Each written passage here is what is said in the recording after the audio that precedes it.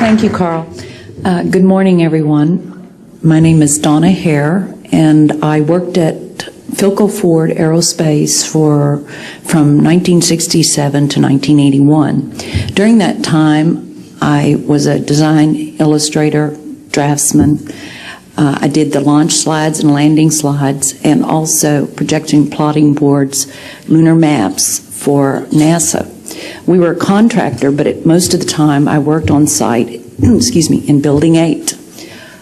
I had the opportunity to do extra work during downtime, which was between missions, and I walked into a photo lab, which was the NASA lab across the hallway. I had a secret clearance, which is not that high, but I was able to go into restricted areas, which this was. At the time, I was talking to one of the techs in there, and he drew my attention to a photograph, a NASA photograph. It had a dot on it, and I said, "What is that?" Well, he drew my attention to it, and I said, "Is that a dot on the emulsion?" And he said, and he's smiling, and he has his hands crossed, and he said, "Round dots on the emulsion don't leave round shadows on the ground." And this was an aerial photograph of the Earth, I'm assuming the Earth, because it had pine trees on it, and the shadows of the craft, or whatever it was, were in the same angle as the trees. And by its very nature, UFO, and I wanted to clarify that to a gentleman that was talking to me, means unidentified. So I did not know what this was. But I realized at this point that it's very secret, that it was kept secret, because I asked him, "What are you going to do with this piece of information?"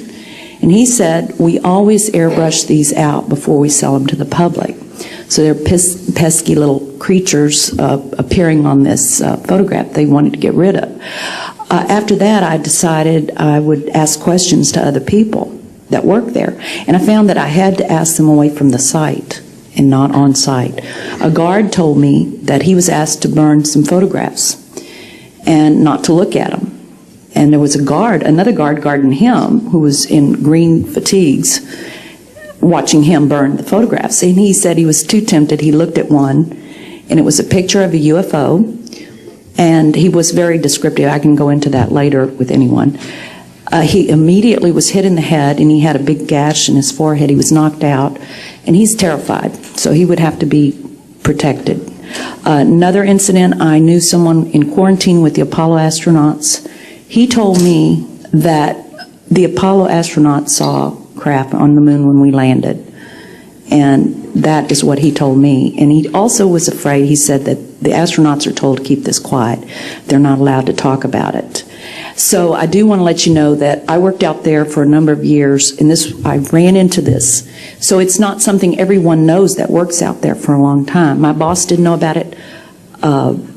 Some people that sat right next to me didn't know about it. It's very strange, because I don't know how they can do it, but they can let some people know about it and then others not. I'm willing to testify before Congress that what I'm saying is true, and thank you very much. Thank you.